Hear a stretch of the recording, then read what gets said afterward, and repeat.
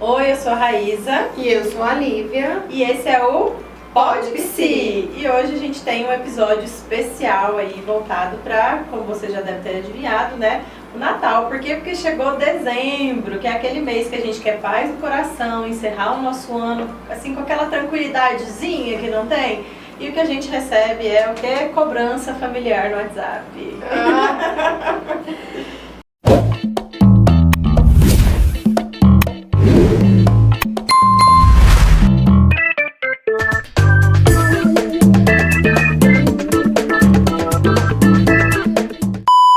E aquele clima, né, de Natal. Natalino que mistura amor, paz, alegria, culpa, dívida no cartão, Ei. família brigando pelo peru e o emocional pedindo demissão do cérebro. Hoje a gente vai falar sobre o que ninguém posta no Instagram. Que é o caos emocional de final de ano. Eita, menino. Então vamos lá, vamos começar falando desse mito de que o final de ano tem que ser perfeito, né? Então já começa aquela idealização de que, ai, como que vai ser o Natal, família reunida, todo mundo em volta da mesma mesa bonita, aquela coisa assim perfeita, digna de novela, final de novela das 9. Mas como que é, hein, Lívia? O final de ano é assim? Como é que acontece? O que você percebe, assim, na clínica, nas crianças, no final de ano? Como que as crianças lidam com esse final de ano que elas são ensinadas a lidar através dos olhos dos adultos, né? Final de ano é aquele misto, né? Já estamos já naquele processo de cansaço, desgaste, misto, né? De cansaço, de desgaste. Os pais já estão cansados, as crianças também já estão cansadas. E aí começa aquele clima, né? De organizar a ceia de Natal, é presente de Natal, é o Papai Noel que tem que chegar. Então, assim. São muitas demandas e, de fato, o Natal é um momento especial, mas com esse momento especial vem muita sobrecarga. Sempre tem alguém que trabalha mais, que fica Sempre. mais cansado, sempre tem alguém que não vai ter tempo de fazer a unha, o cabelo e se arrumar. Sempre vai ter aquela criança que não vai ganhar o presente de Natal O que que ela ela queria. gostaria. Sempre Uhum. terá aqueles percalços, né? Mas e aí? Como que a gente lida com isso? Eu acho que essa parte dessa ansiedade, dessa dificuldade, desse sofrimento, eu acho que você pode nos ajudar, hein, Raíssa? Não é fácil. Acho que a primeira coisa que a gente tem que entender é que a gente tem que parar de romantizar o final do ano. O final do ano, ele não é lindo, belo e perfeito para todo mundo, como nos fazem acreditar os filmes de Natal que eu amo. Amo, amo, amo, amo. Ai, é tão bom, né? Nossa, eu adoro quando chega a época do ano que começa a lançar os filmes de Natal na Netflix. Já assisti alguns já. E quero assistir mais, porque adoro. Mas assim, não dá pra gente achar que vai ter esse espírito natalino, que vai ser aquela coisa assim, tudo muito paz e amor, tudo muito tranquilo. Não, gente, os conflitos que existem continuarão existindo, os problemas que existem continuarão existindo.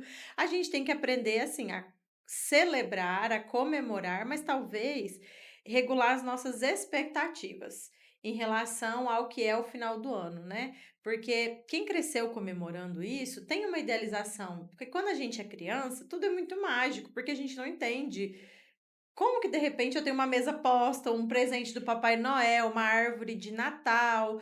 A gente tem cada casa tem suas tradições e tal. Quando você é criança, tudo é festa, tudo é muito divertido. Mas quando você é adulto, se você não faz acontecer, não tem. Não E aí, acontece. será que você está fazendo acontecer por você, porque você quer proporcionar uma experiência legal para sua família, ou é por uma cobrança, por uma pressão de que tem que ser o Natal perfeito? Uhum. Se não for desse jeito, tá tudo errado. Porque a gente se coloca numa posição muito ansiosa, né? Muito ansiogênica. E aí, então, que expectativas a gente está criando para esse cenário de Natal, de Ano Novo, de como tem que ser? E será que tem que ser assim? Será que não tem outro jeito de ser bom? Eu acho que é começar a questionar esse ideal que a gente cria, né? E se você não está fazendo isso, cedendo alguma pressão familiar. Porque também tem isso. Não sei se tem isso na sua família, mas assim, também tem isso no final do ano, né? Algumas pressões, algumas coisas familiares ali que não são tão Né? legais. Eu acho que chega aquele momento, assim, que às vezes você pensa: "Será que eu quero ir nessa ceia de Natal? Isso é um alerta, né. Será que vai ser legal? Nossa, será que aquela tia vai estar lá, aquele tio vai estar lá? Nossa, será que eles vão falar de novo por que que eu não engravidei de novo, se eu não vou ter outro filho, se eu vou parar no primeiro?" E aí, e isso cansa, né. Cansa, aí se engordou, se emagreceu, se tá namorando, se tá casado, se tá separado, se vai ter filho. Gente, o que que você tem a ver com isso? E é tão engraçado que a gente repete padrões, porque, assim, esses tempos para trás, é tão engraçado a gente crescer, né, porque quando eu era criança, né, e aí eu estava ali na ceia de Natal, como você fala, né, falou, a minha visão do Natal era muito mágica, né, era aquela coisa, Papai Noel, minha família sempre fez questão de celebrar o Natal, sempre tinha Papai Noel, sempre teve, e assim, sempre foi enorme, era uma coisa muito grande. E aí hoje como adulta, aí eu vejo assim, às vezes eu me pego especulando os mais novos: "E aí, você tá trabalhando? Como é que tá?" Eu falo: "Gente, será que eu tô sendo chata, né?" A gente vai repetindo padrões que a gente vai hoje eu sou a velha, né, e aí e eu vejo os jovens: "E aí, tá trabalhando? Onde você tá? Como é que tá lá? E aí, vai casar?" Eu falo: "Oh, meu Deus, como que a gente pode ser assim?"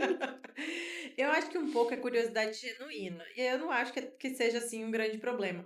Eu acho que a questão é quando vem carregado já de um julgamento, né, principalmente acho que quando a gente fala do corpo da outra pessoa, "Ah, porque engordou, porque emagreceu, porque isso, porque aquilo". Eu acho que aqui é um terreno delicado da gente entrar, porque a gente não sabe o que a pessoa está passando.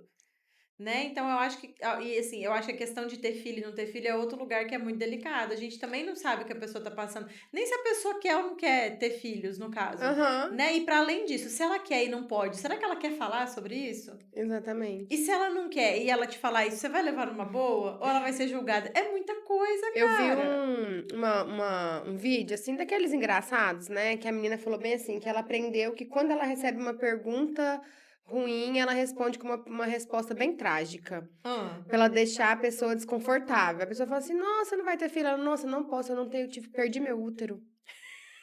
"Ai, você não vai casar?" "Nossa, pois é, eu ia casar, fui abandonada Na porta da igreja. na porta da igreja." Então, assim, tudo é assim, sabe. Você não vai ter não posso, porque o médico falou que se eu tiver outro, ele vai vir com uma doença grave, raríssima. Então, assim, é porque a gente às vezes se cansa de responder, e às vezes a gente nem quer. E eu acho que muitas coisas que são que a gente sofrimentos que a gente tem são causados por coisas que a gente nem ia sofrer, se alguém não falasse nada. É. Talvez, assim, tipo, você tá ali bem, né, casada, só que você não tem filhos. Ok, não tenho filhos, e talvez isso nem seja um problema. Uhum. Aí o povo começa: "Você não vai ter filho? E aí, quando é que vem o primeiro? Quando é que vem o herdeiro? Quando é que" Aí você começa: "Gente, mas Será? será que eu preciso ter filho?" Aí você começa a aí coloca aquela pulguinha Uhum. atrás da orelha, e aí você fica, com aquilo, e aí cria um problema que não era para existir. Exatamente. E o chato disso tudo é que vira aquela justificativa sem fim, porque tá, digamos que você não respondeu de uma forma trágica, nem de uma forma irônica, tarará. Digamos que você respondeu exatamente o que você quer. Então, eu vou falar até de mim, assim, a pergunta que eu mais escuto. Mas e aí, você não vai ter filho? Aí, quando eu tô assim disposta a responder e a prolongar a conversa, eu respondo: olha, ainda não. Ah, mas ainda não por quê? Com quantos anos você tá? Olha, tá na hora, senão daqui a pouco você já não consegue mais ter filho, daqui a pouco vai ter. Tá. Você sabia que fulano teve filho depois dos 40, o menino veio com problema? Aham, nossa, aí começa. Aí começa, mas tem que começar a pensar nisso logo, porque já devia estar pensando nisso, né? Porque, né, olha só, você já tem tantos anos de casado, você já tá com tal idade, não sei o quê, não sei o quê, não sei o quê. E aí parece que você tem que ficar numa justificativa sem fim para convencer o outro de algo que tem a ver somente com você. Isso me dá uma enlouquecida assim, ó. Então, assim, quem já me conhece lá em casa sabe que eu sou meio estourada e Uhum. que de vez em quando, do jeito que vem, volta. E aí vai vir umas respostas meio atravessadas, né? Então, assim, se eu tô de bom humor até vai, mas eu acho que essa coisa de ter que ficar se justificando, de ter que ficar explicando o porquê que você tá tomando uma decisão na sua vida que impacta você e seu marido e a sua família e a sua rotina, eu acho que isso é das coisas mais cansativas. Eu acho que você perguntar se a pessoa tá trabalhando, onde é que ela tá, se ela gosta, eu acho que não dói tanto. Uhum. Quando é uma coisa, assim, que é tão sua, da sua família, e tudo bem as pessoas terem curiosidade, mas por que você tem que ficar se explicando? Eu acho que esse que é o Né. ponto, né. E o ficar se explicando gera essa sensação que você falou, de: "Ai, será que eu vou? Será que eu quero ir? Será que eu quero realmente estar com essas pessoas e passar por isso?" Porque normalmente são as pessoas que a gente mais ama, que a gente mais tem carinho, que colocam a gente voluntária ou involuntariamente nessa situação, né. Então fica aquela coisa meio de eu amo essas pessoas, eu quero estar com elas, mas eu não queria ter que lidar com esse tipo de Com essa coisa. Como é situação. que faz? A frase que eu mais odeio, né, assim, que eu criei tanta birra dessa frase, que eu falei assim: "Gente, pra que criaram essa frase?", né, porque eu tenho só uma filha, né, então aí quem tem um filho só, Não tem sofre com nenhum. aquela frase: "Olha, quem tem um não tem Ixi, eu nenhum". acho eu acho horrível Aí um isso. dia eu falei bem assim: "Mas por que não tem nenhum?". Porque assim, eu tenho ela tem. E eu amo a minha filha tanto que se ela mas porque se ela morrer um dia falaram isso: "Se ela morrer, você fica sem nenhum". Eu falei: Se ela morrer, eu vou dar graças a Deus de não ter outro. Porque se a minha filha morrer, eu vou sofrer tanto que eu não sei nem se eu terei condições de ser mãe de outra pessoa". E me vem em outro lugar isso, essa história do se tem um, não tem nenhum, me vem no lugar de então um filho substitui o outro? Não Exatamente. substitui, gente, cada filho é único. Então, Deus me livre, né. Ai, mas essa frase é muito horrorosa, se tem ou não tem nenhum. Acho muito horrorosa essa Nossa, eu frase. tenho birra, essa frase é a É, frase que eu tenho mais birra, que eu escutei a horrorosa. minha vida inteira. Porque, assim, mesmo que você tenha 2, 3, 5, 10 filhos, se você perder aquele, é aquele que É foi. aquele. Ele era único. E por que que a gente tem que pensar que ele vai morrer? Gente, Por quê? como assim? Essa Não é vai um ser a grande cachorro pergunta. não, que Pelo amor você de sabe que vai morrer Deus. logo e você fala: "Não, vou pegar outro da mesma raça, né, pra eu não ficar sem cachorro", não é cachorro, é um É um filho. filho, gente, pelo amor de Deus. Eu acho que essa tem não, mas assim, tem um complemento dela, né, quem tem 2 tem um, quem tem um não tem nenhum, essa é a frase. Ou seja, vai Eu morrer, se tô você rindo. tem 2 vai Ó, morrer um, eu se você tô tem 3 vai morrer 2. eu tô rindo, Gente. gente, porque assim, se não fosse trágico seria cômico, porque É muito é triste, horrível, assim, é horrível. e aí por muito tempo, né, eu quis ser mãe de novo, né, por muito tempo, meu marido nunca. Ele sempre falava: "Vamos ter outro por você, mas não por mim", porque a minha filha deu muito trabalho, meu Deus do céu, Jesus, acho que Deus falava assim: "Não, deixa essa mulher só com ela mesmo, que ela não dá conta de outro não". E aí eu fiquei tentando e essa época de tentante, né, foi muito frustrante pra mim, porque eu ficava me sentindo assim incapaz, e as pessoas perguntam: "Você vai ficar só nessa?". Aí eu, pra não me frustrar, eu falava: "Não, eu não quero outra". E eu estava tentando. Entendi. E aí eu ficava naquela: "Não, não quero outra não, só ela tá bom". E assim, e hoje até hoje eu escuto, minha filha tá com 18 anos, eu morrendo pra criar ela, e o povo ainda perguntando se eu não vou ter outro. Eu falei: "Minha filha, eu não tenho nem energia pra ficar com outro menino. Se eu engravidar, eu vou ter que dar pra Ana Clara criar, porque eu não vou dar conta. Eu não tenho nem energia, eu não tenho nem coluna mais. Acabou, Pois já é. foi". E eu acho que essa coisa da tentante é uma coisa que me pega num lugar muito particular, assim, sabe, de eu não tenho coragem de ser a tentante, de pôr na minha cabeça Que você está tentando. de que eu vou tentar. Eu não sei lidar com essa ansiedade. E é algo que eu tô trabalhando em terapia há algum tempo, mas é uma coisa assim, eu não sei lidar com essa ansiedade de: "Não, tá bom, então agora eu vou tentar e vai ser o que tiver que ser". Não consigo. Tentantes, coloquem aí nos comentários dicas para nossa não tentante começar a ser uma É, tentante. mas é algo que assim, né, trabalhando em terapia a gente vai entendendo, né, o meu conflito atual tem sido: quero ou não quero, Uhum. né, realizar essa missão de ser mãe nessa vida. Então é uma coisa que antes de eu decidir se eu quero ser tentante ou não, eu tenho que decidir isso. Olha, eu acho que você tem que ser mãe, porque a maternidade é tão linda, é Você tão quer apanhar aqui no maravilhosa. no no E assim, podcast, Lívia? só quem é mãe, quem não é mãe não vai experimentar a maternidade. É, Você não Lívia. vai ser mãe. Como Ah, assim? Você não quer você quer apanhar aqui na frente das câmeras, Lívia? Gente, olha, mas é daí pra pior que a gente escuta, né. Você já Sim. escutou Ixi, que só o amor a gente só conhece o só conhece o amor amor quando tem depois que tem filho, que a mulher só é filho. completa depois que tem Quem que vai cuidar de filho. você quando você estiver velha? Essa pra mim é outro absurdo.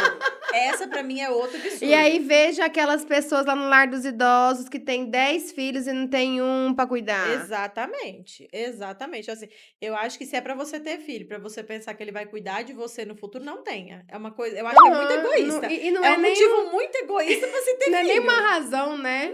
E é um motivo muito do egoísta, porque daí então tá bom, então ele não pode viver a vida dele, ele vai ter que cuidar de você.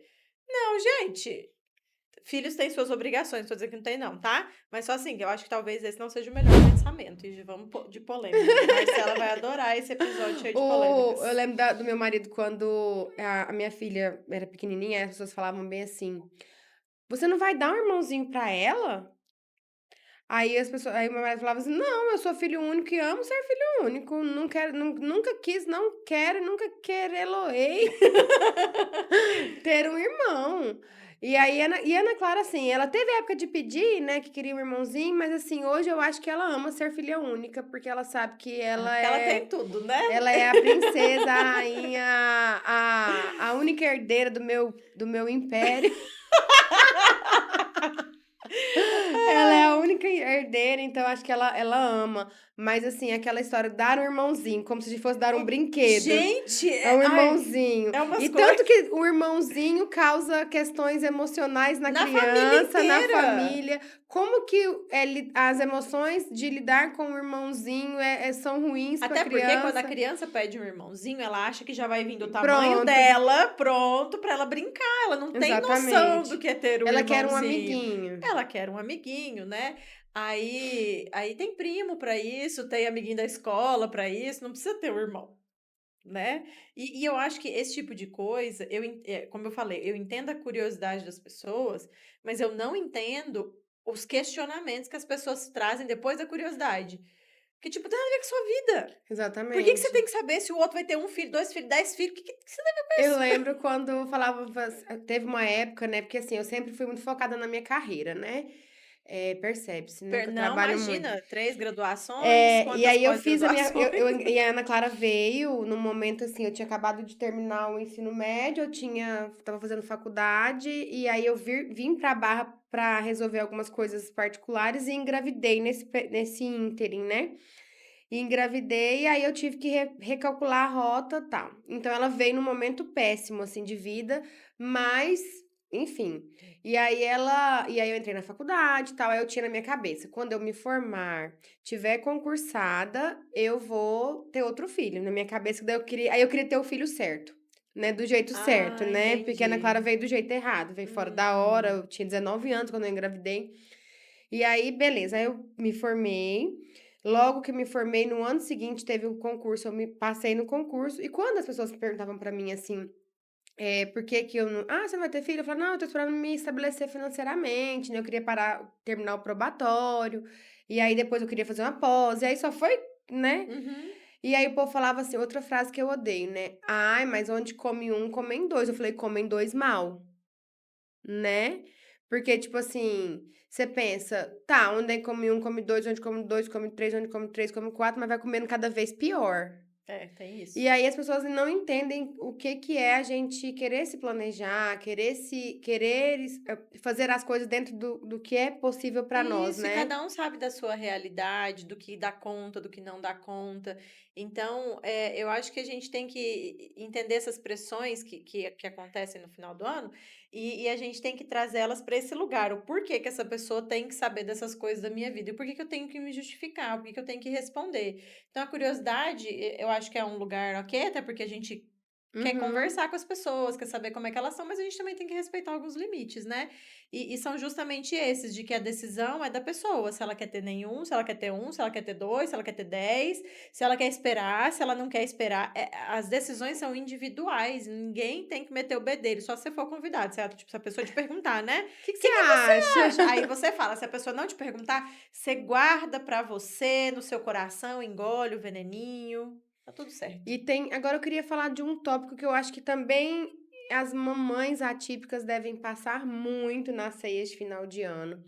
Quando você leva seu filho, né, pra ceia Uhum, de Natal e ele não tem os comportamentos socialmente esperados, né? ok. E aí começam, né? Primeiro que começam a dar diagnóstico para as crianças assim Que não tem, aleatoriamente, sim. né?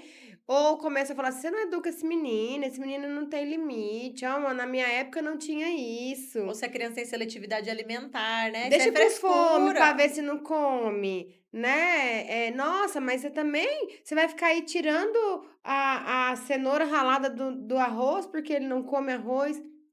Então, assim, eu acho que muitas mães atípicas, muitas famílias atípicas, elas tendem a, deixar de participar de situações sociais já Para não para passar não por passar isso. por situações assim, né. Porque é difícil, Sim. é difícil. E às vezes aí eu ouvi, né, esses dias de uma mãe que ela falou assim: "Eu odeio ser mãe. Eu amo meu filho, mas eu odeio ser mãe". Aí aquilo ali me arrepiou, assim, num nível, porque eu falei: "Nossa, que forte, eu nunca vi uma mãe falando assim, né". E ela falou assim: "Eu não vou ser hipócrita de dizer que eu amo ser mãe. Eu não amo, eu odeio ter a responsabilidade de cuidar de uma criança 24 horas por dia. Eu odeio que seja da minha competência fazer almoço, janta, lanche. Eu odeio ter que buscar na escola, eu odeio tudo que eu tenho que fazer de ser mãe. Mas eu amo meu filho, eu não consigo ver minha vida sem ele, mas eu odeio ser mãe".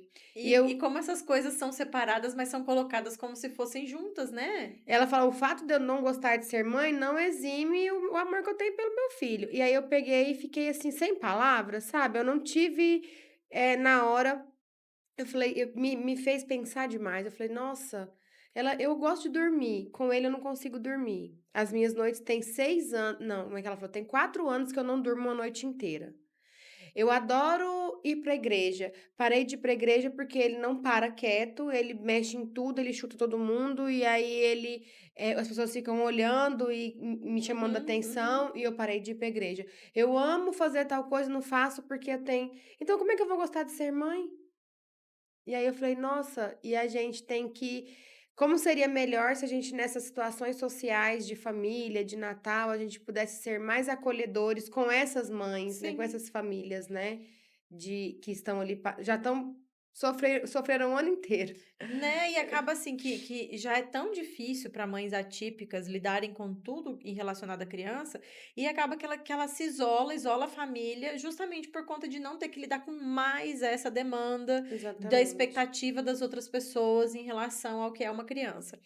E aí falando nisso, tem uma coisa que me incomoda muito, que aqui independente de ser criança típica ou atípica, acontece, que é a expectativa que as pessoas criam, de que a criança ela tem que sentar e ficar calada enquanto os adultos estão falando, que ela não pode interromper, que ela tem que comer o que os adultos vão comer, que ela tem que gente, criança ela é um ser independente, ela vai gostar do que ela gosta, ela vai desgostar do que ela desgosta. E por que que ela tem que se encaixar onde cada ser humano acha que ela tem que se encaixar? Porque não é como se fosse uma expectativa só. E é ali que a gente começa a estragar esse Uhum. ser humano, porque daí se ele não cabe na minha expectativa, eu também não gosto dele, então também não me serve, então também não quero. E aí a gente começa a fazer o quê com essa criança? Ela para de ser um ser, autêntico e começa a tentar se encaixar nas expectativas. Aí se torna adulto e fica com o quê? Com ansiedade. Aí tem que ir lá gastar dinheiro com terapia Ai, e gente. sofrer, e sofrer, e sofrer. E essas crianças e assim, a gente vê que a criança ela é vista, né, por muito tempo, eu não sei se você sabe, num contexto histórico, né, Hum. que a criança ela era vista como um adulto em miniatura, Uhum. que ela se vestia como um mini adulto, ela tinha que se comportar como um mini adulto, Sim. então não se considerava a infância, né, não se considerava que era uma fase particular, uma fase única, não havia esse olhar para a infância. Até que com os estudos foram entendendo que o cérebro vai modificando, os comportamentos vão modificando e aquela criança, ela tem que ser tratada como uma criança. Mas ainda assim, essa criança é uma criança ideal. Ah, sim, aquela criança perfeita que Não é uma obedece, que escuta, que criança não faz é birra. aquela que você fala assim, "Faz tal coisa", "Tudo bem, eu tô indo lá fazer". E aí é outra contradição maravilhosa, a gente quer crianças obedientes e adultos criativos. Como? Como que eu quero que essa criança não pense e somente obedeça às ordens que são dadas para ela, mas quando ela se torna um adulto, que tem que ser um ser produtivo na nossa sociedade, eu quero que ela seja proativa, eu quero que ela seja comunicativa, eu quero. Como? Se eu não ensinei, se eu só ensinei ela a ficar calada, baixar a cabeça e obedecer? Uhum. Como que eu vou exigir olha a loucura que a gente se coloca. É, a gente não consegue lidar com aí quando tem uma criança que tem que ela é criativa, que ela tem Fala o que aí pensa. ela é aquela que tem um gênio forte, Aham, isso daí vai ela é trabalho, dif hein. ela é Meu pai e difícil, minha mãe ouviram isso o tempo todo. e aí vai pra terapia pra tentar curar. O quê? Eu já cansei, né, de receber famílias, né, que vêm com a demanda dessa. "Ah, é porque ela é assim, assim, assim", aí eu atendo e eu vejo que é a personalidade da criança, que ela gosta de se vestir diferente, que ela gosta de ela é criativa, que ela tem um jeito diferente de lidar com as situações. E aí quando eu falo: "Olha, é a personalidade dela, então como que você vai tolir ela de ser ela mesma, sendo que a gente tá aqui lutando dia após dia para que a gente consiga ser pelo menos parte de nós Não mesmos". é? Aí quando é criança vai pra terapia pra isso, aí quando é adulto, aí eu tenho que falar assim: "Você não vai eu não vou mudar você, não vou virar você do avesso, você não vai se tornar outra pessoa. Você é o que você é, e aqui na terapia a gente vai melhorar o que precisa ser melhorado, nem tudo precisa ser melhorado. Tem muita coisa em você que já é boa, Uhum. tem muita coisa que faz parte de ser você. E aí? Ó, gente, que trabalho na contramão que nós estamos fazendo é esse, pelo amor de Seria tão Deus. mais fácil, né, se a gente pudesse ser nós mesmos, né. E aí a gente entra, né, naquela questão de Rogers, que ele fala da aceitação positiva incondicional e aceitação positiva incondicional. Quando nós educamos os nossos filhos, as nossas crianças, para serem aceitos, para agirem de acordo com as nossas expectativas. Então, assim, Sim. por exemplo, se a criança ela, faz aquilo certinho, bonitinho, de acordo com o que se espera, a gente: "Ai, parabéns, mamãe te ama, sou tão orgulhosa de você", e tal. Mas se ela não faz: "Ai, mamãe ficou tão triste com você. Nossa, titia não vai gostar, titia vai ficar triste". E aí a gente ensina a criança que você só é amada se você for boa, Se você fizer o que o outro se espera. você fizer o que o outro espera. A gente não ensina que tudo bem você fazer o que você quiser, mas eu tenho que lidar com as consequências disso, Sim. né. O meu amor por você é incondicional, eu te amo de qualquer forma, se você quiser vestir, roupa de palhaço e ir pra escola, tudo Só que bem, você eu vai ter te que amo lidar com as mesmo assim. consequências. Só que se as crianças fizerem piadinha com você e rirem de você, você vai ter que lidar com isso. Eu vi um estudo esses dias, não vou saber dizer aonde que eu vi, tá, mas eu vi, que, eles pediram para as professoras na escola mudarem a maneira de falar. Então, em vez de falar assim: "Olha que lindo o seu desenho", elas falaram: "Ah, tá, você desenhou uma casa". Qual que era a intenção ali? Que as crianças não ficassem esperando a aprovação, nem da Uhum, professora, nem dos coleguinhas. E então, elas começaram a fazer isso, elas fizeram por 2 semanas. "Ah, você pintou de azul. Ah, isso aqui é uma você desenhou um cachorro". Elas só confirmavam o fato que a criança fez. Não tá bom, não tá ruim, não tá não lindo, não tá feio. validava. Não validava.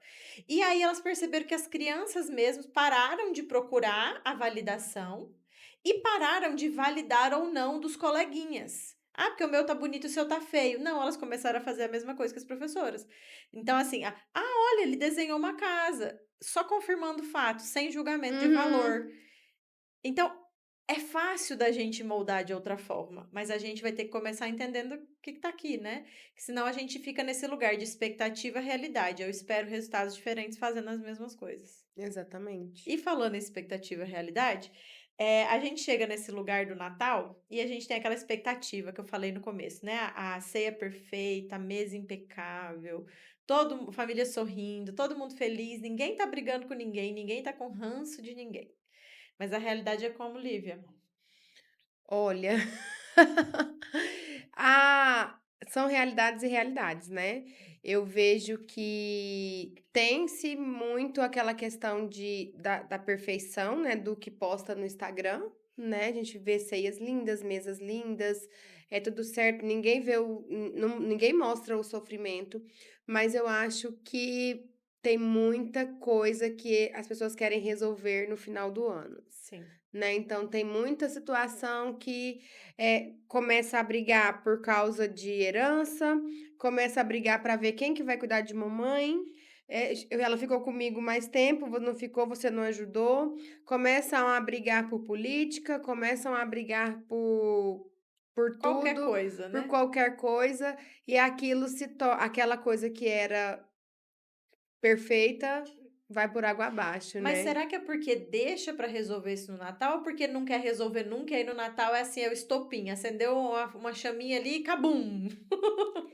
As pessoas não sabem conversar mais, né, Não, elas não sabem mais, discordar. discordar, elas não existe mais, eu acho que de modo geral, a população, o Uhum, ser humano, ele uhum. ele tem dificuldade em lidar com essa questão, né. Aí o Pearce, ele fala, né, da fronteira do contato, que a fronteira do contato é justamente essa linha e que divide eu e você.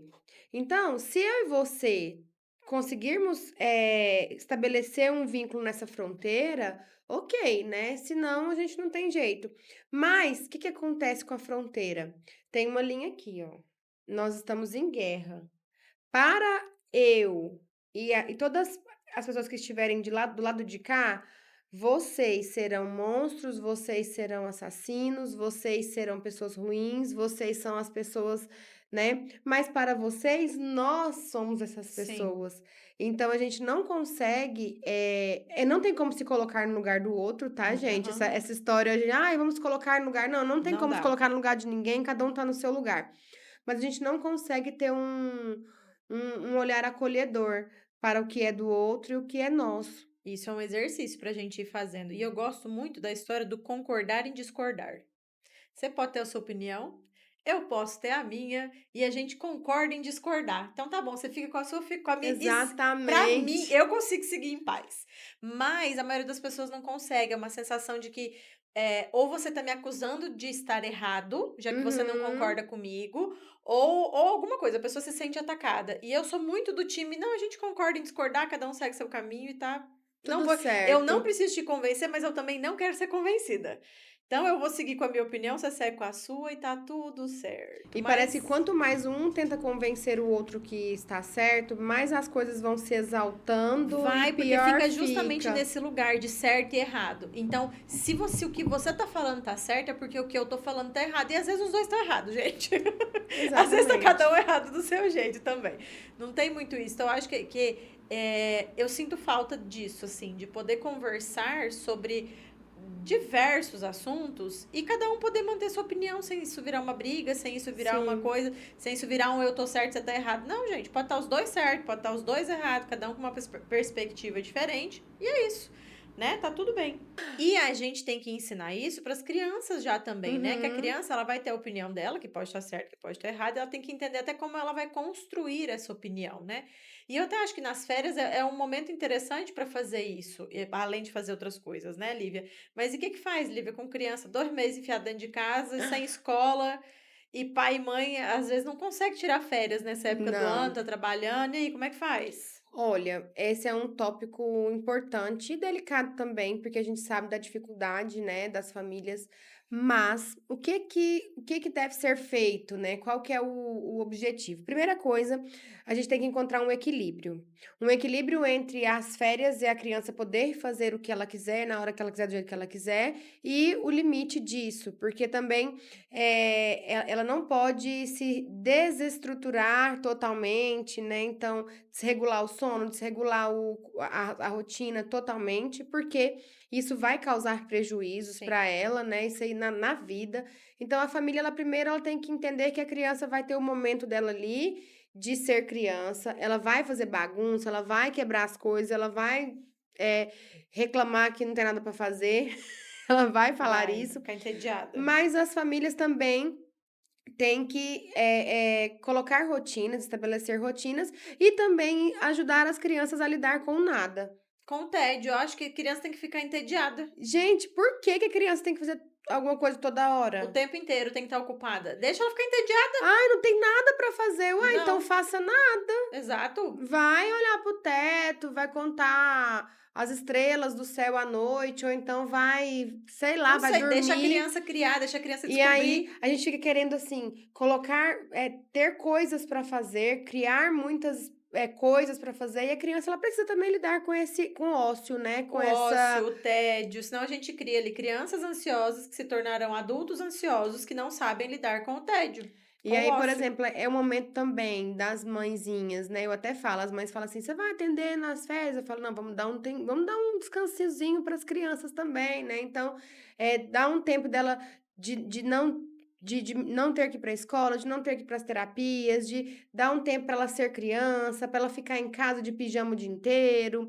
de comer coisas diferentes e Até para os pais conseguirem ver, né, o que que essa criança aprendeu, o que que ela já absorveu, o que exatamente. que ela ainda tem que melhorar. Eu acho que é importante Que mesmo. as crianças hoje em dia, pelo menos nas realidades que eu vejo, algumas têm uma carga tão grande de terapias, que elas não têm tempo, elas saem de uma terapia e vai para outra, de uma terapia e vai Uhum, para outra. uhum. E elas ficam cansadas, né, então esse momento é importante. Para os pais que trabalham e não têm condições de ficar com os filhos, né, que vão ter que dar ali os seus pulos para poder conseguir, a rede de apoio ou, enfim, cada um vai encontrar a sua estratégia, mas os pais que trabalham é quando estiverem em casa, ter um tempo de qualidade com as crianças, né, estipularem um tempo. Eu conversei esses dias com umas famílias e aí o pai falou assim: "Ai, mas eu não aguento, eu chego tão cansado". Eu falei: "Pois é, não tem o que fazer, porque eu sei que você está cansado, mas a sua filha precisa de você, e é você que vai É, fazer isso, e não tem como você devolver é. ela, falar assim: "Não, tô Tô cansado", não tem cansado, não como. dou conta. Então, infelizmente, tem coisas que a gente tem que engolir o cansaço e ir lá e fazer. Mas sabe uma coisa que eu acho que as pessoas confundem, Lívia? Tempo de qualidade com tempo em quantidade. É. Às vezes, o seu filho precisa que você sente com ele 15 minutos sem mexer no celular, senta Uhum. no chão e brinca com o que ele tá brincando. Ele vai te contar do dia dele, você vai fazer um desenho, daqui a pouco ele cansa da sua cara e vai fazer outra coisa. Exatamente. Então, o tempo de qualidade não é uma quantidade absurda de tempo, é você realmente sentar e se dedicar àquele tempo, não Uhum. importa quanto tempo seja, para a criança ali que está com saudade de você, que quer você presente na vida dela. Então, eu acho que também entender isso, né? Quer dizer, nossa, mas eu não tenho tempo. Não, peraí, você não tem tempo, eu não tô pedindo pra você tirar 5 horas para ficar com seu filho. É um pouquinho de É um tempo, pouquinho né. de tempo. E assim, pensando, né, nessas dificuldades do final de ano, eu acho que a gente vai chegando num período de olhar para trás, né, e falar: "Que que eu fiz?", né, como é que é? "O Como é que é ano a música? termina e nasce outra Então é vez, Natal e o que você e o que você fez? fez?", Essa pergunta dói, né. gente.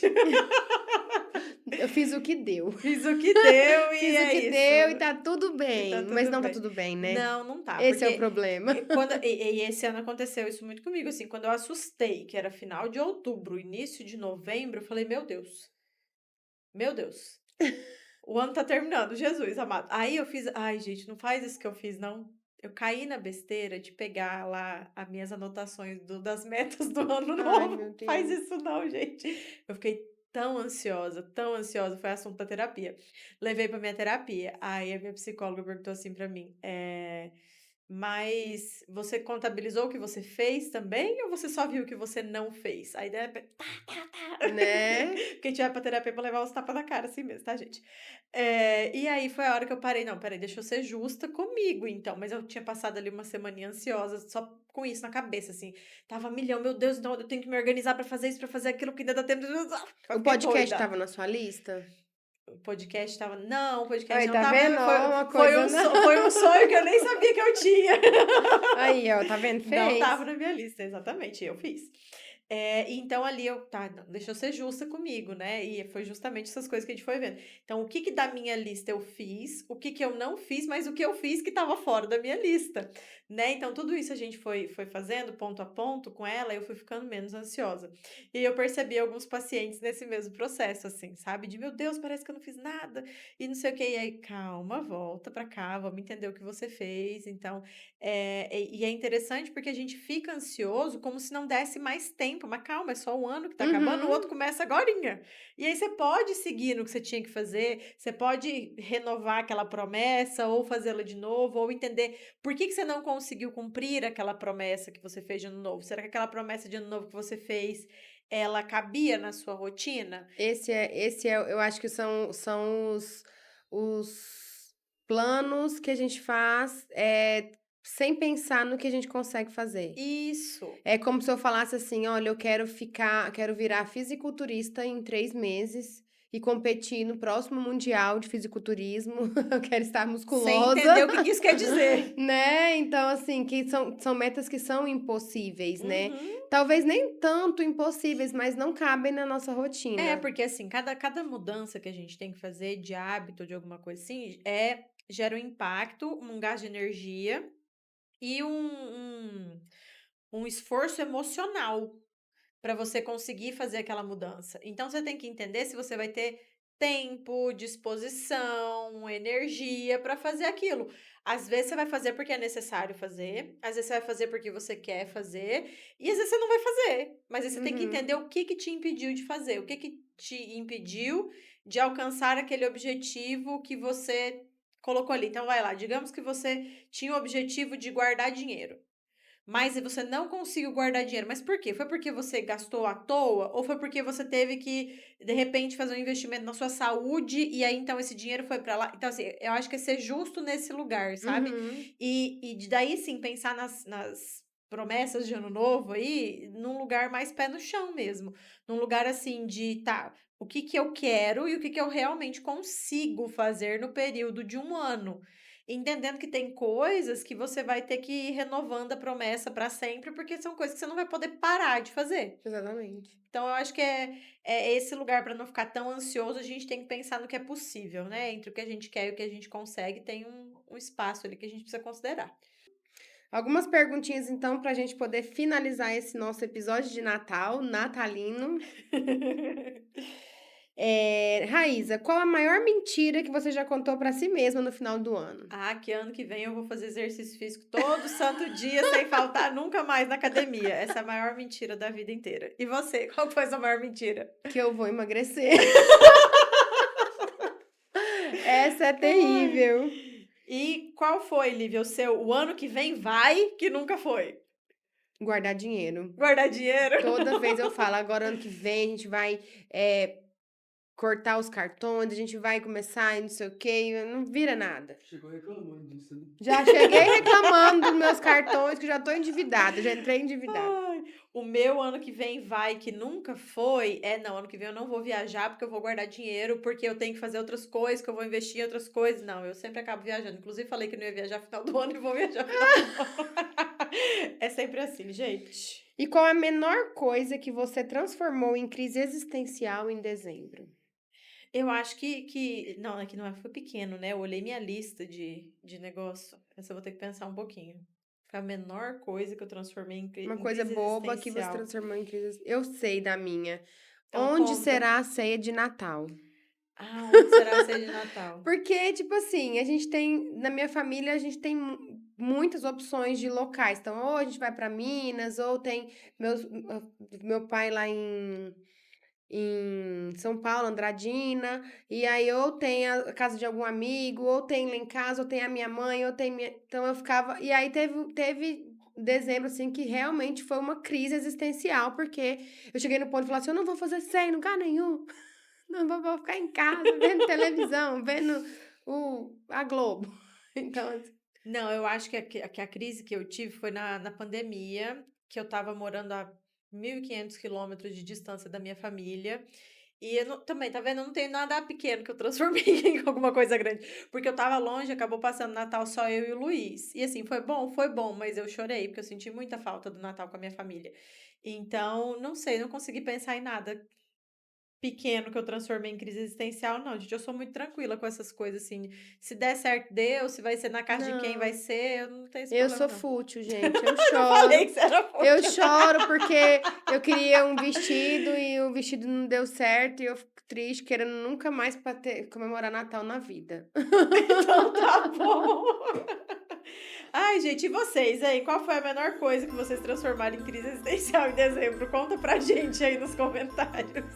E, assim, pra finalizar, né, Raíza, esse momento natalino, desejar a todos, né, um final de ano maravilhoso, que vocês possam equilibrar entre essas cobranças, entre essas metas para o ano que vem e curtir o Natal da maneira que cada um gosta, se respeitando, se acolhendo e vivendo esse momento, porque é um fechamento de ciclo e Isso. que vai te permitir, olha que maravilha, que o ano ele existe, ele começa e termina para te permitir recomeçar. Então, que o ano que vem a gente renove nossas promessas, nossa lista e continuemos aí não cumprindo, mas tá tudo bem. Tá tudo ótimo. Eu sempre falo que eu amo essa ideia do nosso ano ser dividido em 12 meses, porque parece que é o tempo exato que a gente dá conta de lidar com as coisas que precisa lidar e você já esgota a sua energia, porque chega assim, chega final de novembro, início de dezembro, tá todo mundo cansado já.